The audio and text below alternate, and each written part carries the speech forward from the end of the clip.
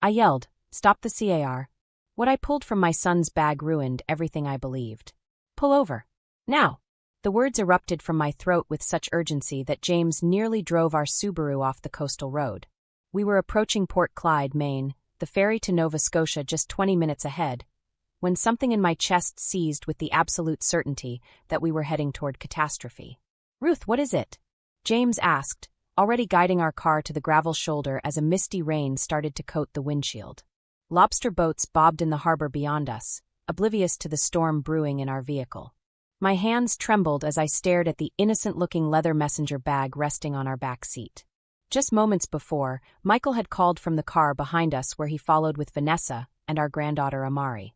Something about the way he'd asked about that specific bag, the uncharacteristic catch in his voice when he said, "Love you, Mom," before hanging up. In 40 years, my son had said those words unprompted maybe 5 times. Never during a casual check-in call. "Something's wrong," I whispered, my heartbeat a trapped bird beneath my ribs. "We need to turn around right now." James looked at me with the same steady trust he'd shown for 45 years of marriage. He didn't question. He didn't argue. He simply waited for a break in traffic and executed a 3-point turn that likely saved me from destruction. What I discovered in that messenger bag changed everything I believed about my son and the family I'd supported for years. What they had planned for me, what they were willing to sacrifice to solve their financial problems, was so devastating that even now, months later, I can barely reconcile it with the boy I raised. To understand how we ended up on that misty coastal road with me commanding my husband to turn around before we boarded an international ferry, I need to tell you about the 6 years leading up to that moment. 6 years of generosity, sacrifice, and love that my son's family had come to see not as gifts, but as entitlements. I'm Ruth Wright, 72 years old, retired high school English teacher. James and I raised 2 children in our weathered Cape Cod home in Camden, Maine. After 35 years of grading papers and guiding reluctant teenagers through Shakespeare, I retired with a modest pension and the satisfaction of having touched hundreds of lives. Life was tranquil until 6 years ago, when everything changed for Michael's family. After 12 years at an engineering firm in Portland, the company restructured. Just like that, at 40, my brilliant son found himself unemployed with a wife, a 3-year-old daughter, and a mortgage that suddenly seemed mountainous. "It's temporary," he assured us. "I've got prospects." The prospects never materialized, at least not in engineering. Michael began a series of entrepreneurial ventures. A consulting business that attracted few clients, an app that never launched, a partnership in a friend's failing restaurant. Each new idea came with enthusiastic pitches and requests for seed money, or bridge loans, that somehow never found their way back to us. It started small. Groceries when things got tight. Amari's preschool tuition when they fell behind. Their car payment when repossession loomed. What mother could stand by while her granddaughter's stability crumbled? Before I recognized the pattern, I was covering most of their essential expenses each month. Rent on the apartment they'd downgraded to after losing their house. Health insurance premiums. Utilities. I was even paying for Amari's dance lessons and summer camps because, as Vanessa put it, she shouldn't have to suffer because of adult problems. "Mom, this is just until my business takes off," Michael would say, his eyes bright with gratitude or shame. I could never quite tell which. "I'll pay back every cent." Vanessa's gratitude was more performative. She'd gush thanks while I noticed her new handbag or freshly highlighted hair. Sometimes I'd catch her expression when Michael mentioned my help, a tightening around her mouth, as if my assistance were simultaneously essential and an indictment of their failure. But I pushed these observations aside because Amari made everything worthwhile. That child with her grandfather's blue eyes and my love of books. I'd pick her up from school 3 days a week, bake cookies in our kitchen, read her the same stories I once read to her father. When she fell asleep on our couch, her small chest rising and falling beneath a quilt I'd made before her birth, no sacrifice seemed too great. James worried. "Ruth, we need to think about our own future," he'd say gently. Our retirement accounts weren't designed to support 2 households. But how do you put a price on a child's stability? We were managing, even if our planned trips to Europe had been indefinitely postponed, even if our own home needed repairs we kept deferring. Years passed this way. Michael would find work, lose work, then launch another doomed venture. I kept writing checks, kept believing the next idea would be the one that freed them from dependence. By Amari's 9th birthday, I realized I'd been financially supporting their household for 6 continuous years. Not occasionally. Not for emergencies. Consistently month after month. They never had to face real consequences because I stood ready with my checkbook and my unconditional love. Then came the day I said no. Michael called on a Tuesday evening, his voice vibrating with excitement I hadn't heard in years. "Mom, I found it, the opportunity that changes everything." A business partner with connections in Nova Scotia wanted to bring Michael into an import-export venture with guaranteed returns. All he needed was $25,000 for his buy-in. The amount made my stomach clench. "Michael, that's more than we've ever discussed," I said carefully. "Your father and I need to think about this." Silence stretched across the phone line. "You don't trust me," he finally said, his voice hardening. "After everything I've done to rebuild, you still see me as a failure." "That's not fair," I protested. "We just need time." "Forget it," he cut me off. "I'll find the money somewhere else." For 3 weeks after that call, my son's family vanished from our lives. Amari's regular visits stopped. Calls went unanswered. When I drove past their apartment, I saw Vanessa's car, but no one came to the door. The pain was physical. An ache behind my ribs when I passed Amari's favorite cereal in the grocery store or found one of her drawings tucked in a book. I questioned myself constantly. Had I failed them by not immediately writing that check? Was I the selfish grandmother my silence implied I was? Then, just as suddenly as they'd disappeared, they reappeared. Michael called on a Sunday morning, his voice warm with reconciliation. "Mom, I've been thinking. We've all been under too much stress lately. Amari misses you terribly." My heart leapt. "There's this perfect opportunity for us to reconnect," he continued. "My business partner has a cottage on the Nova Scotia coast, right on the water, Mom. He's offered it to us for a long weekend. You, Dad, me, Vanessa, and Amari. What do you say?" The idea of having my family back, of seeing Amari's gap-toothed smile, overwhelmed my lingering caution. "That sounds wonderful," I managed. "Great. We'll leave Friday morning, catch the afternoon ferry from Port Clyde. We can all drive up together. You've got more room in your Subaru. Oh, and Mom, could you carry a messenger bag for me? It's got some business documents, and we're tight on space with all of Amari's things." I agreed without hesitation. Thursday evening, Michael dropped off the bag himself. Standing in our kitchen, he seemed more relaxed than I'd seen him in years, pouring himself coffee and chatting about the fishing he and James might do in Nova Scotia.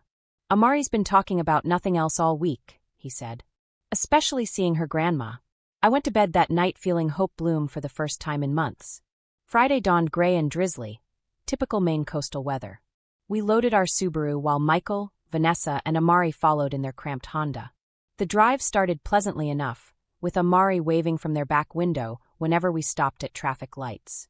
She held up drawings she'd made for me, and my chest ached with how much I'd missed her. We were 20 minutes from the ferry terminal when my phone rang. "Mom, quick question." Michael's voice came through the car speakers. "That messenger bag I gave you last night? You have it with you, right?" "Yes, of course. It's right here beside me." "Good. And you you didn't need to move anything around in it." The question hung oddly in the air. Why would I rummage through his business documents? "No, Michael. I haven't touched it." Great, he said, relief palpable in his voice. "The ferry security can be pretty strict these days. Just making sure everything's in order." He paused, then added, "I love you, Mom. You know that, right?" "I really do." The call ended, and with it, my fragile sense of security. In 4 decades, I'd never heard that tone in my son's voice, something raw and desperate and final. That's when I yelled at James to pull over. That's when every maternal instinct accumulated over 65 years began screaming that something was terribly wrong. On the gravel shoulder, rain misting the windshield, I carefully opened the messenger bag. Beneath a folder of ordinary-looking business documents lay a collection of items that turned my blood to ice water. Several credit cards with my name on them that I'd never applied for. Loan applications with my forged signature. A fake driver's license with my information, but Vanessa's photo slightly altered to look older. Documents for establishing shell companies using my identity and financial history. Identity theft. My own son had been planning to use me to commit extensive financial fraud, likely leaving me to face the consequences when the scheme inevitably collapsed. The business partner, the cottage in Nova Scotia, probably none of it existed.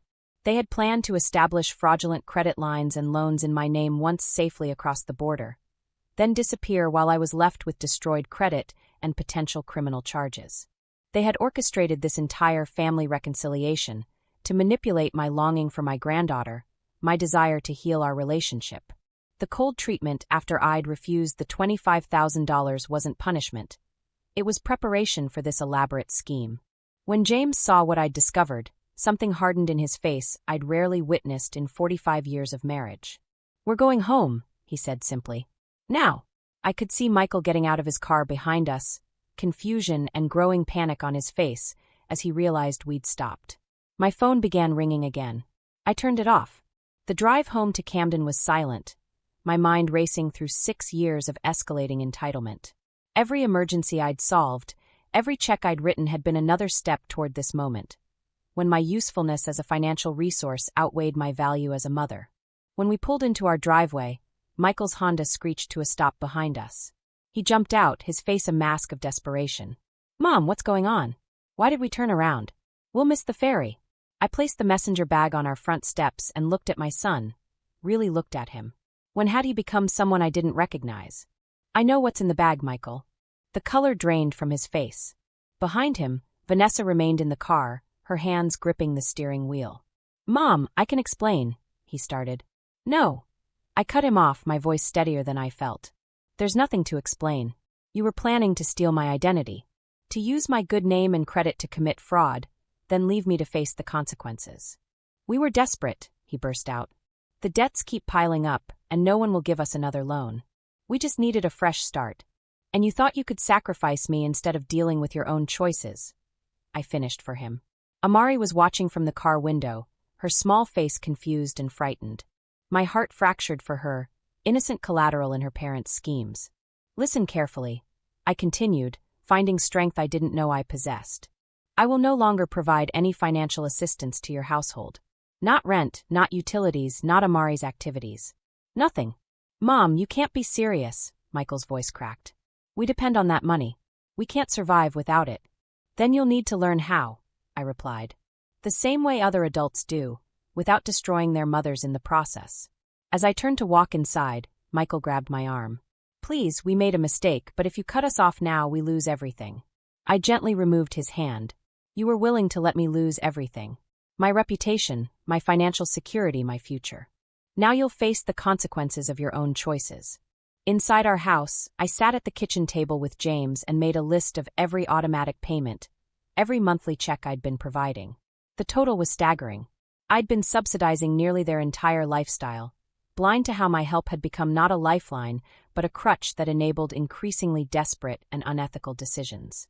Within days, I canceled everything: the direct deposits, the automatic payments, the credit card I'd given them for emergencies. I called a lawyer who specialized in identity theft and financial fraud, who helped me document everything and place a freeze on my credit. For the first time in years, I was prioritizing my own protection over my son's convenience. The following weeks unfolded predictably. Frantic calls that I let go to voicemail. Messages that started angry, "How could you abandon us?" then became desperate, "We're being evicted." And finally manipulative, "Amari cries for you every night." 6 weeks after I cut them off, reality caught up with Michael and Vanessa. They were arrested for attempted credit fraud. Not against me, but apparently several others before me. They'd been running smaller identity theft schemes for over a year. When Child Protective Services called to ask if I would take Amari while her parents faced charges, I didn't hesitate. She arrived at our door with a small suitcase and her stuffed rabbit, her eyes red-rimmed from crying. "Grandma, when are Mom and Dad coming home?" she asked that first night as I tucked her into the guest room that would become hers. How do you explain to a 9-year-old that her parents chose potential financial gain over her stability and her grandmother's well-being? "Your parents made some mistakes they need to fix," I told her, smoothing her hair. "But you're safe here with Grandpa and me, and we're going to take very good care of you." In the months that followed, Michael and Vanessa were sentenced to 14 months in prison. Our lawyer helped establish temporary custody arrangements that protected Amari's interests above all. She enrolled in the local elementary school, where I'd taught summer programs for years. The principal and teachers remembered me and embraced Amari with extra care. In the afternoons, she'd do homework at our kitchen table while I prepared dinner. James taught her to sail in our small boat, continuing the family tradition my son had abandoned. Slowly, the worry lines between Amari's eyebrows faded. The nightmares grew less frequent. She began making friends, joining the school's science club, writing stories that I proudly displayed on our refrigerator. "I like it here, Grandma," she told me one evening as we walked along the harbor. "It feels steady." That simple word, steady, captured what had been missing from her young life. The steadiness of knowing the electricity wouldn't be shut off, that dinner would always appear, that adults kept their promises. Michael writes letters from prison, full of apologies and promises to change. Vanessa's letters focus on how unfairly they've been treated by the legal system. I read them all but respond to neither. My lawyer says they'll likely seek to regain custody when they're released. We're already preparing for that eventuality, documenting Amari's academic progress, her improved emotional well-being, the stability she's found in our home. But for now, our days are filled with school projects and sailing lessons, with planting a garden Amari can tend, with rebuilding her sense of security one consistent day at a time. She's flourishing in ways I never witnessed when she lived in the chaos of her parents' financial schemes. And me. I've learned that sometimes the most loving thing you can do is refuse to enable destructive behavior, especially when it comes from your own child. I'm 72 now, with no way to know how many years I have left. But I'll spend whatever time remains raising my granddaughter to understand that true security comes not from shortcuts or schemes, but from facing life's challenges with integrity. Sometimes the most powerful words aren't, "I'll help you one more time," but "I love you too much to let this continue." And sometimes those words save not just one life, but two. If you stay with me till the end and enjoy this story, click on that subscribe button and turn on notifications so you never miss new stories from us.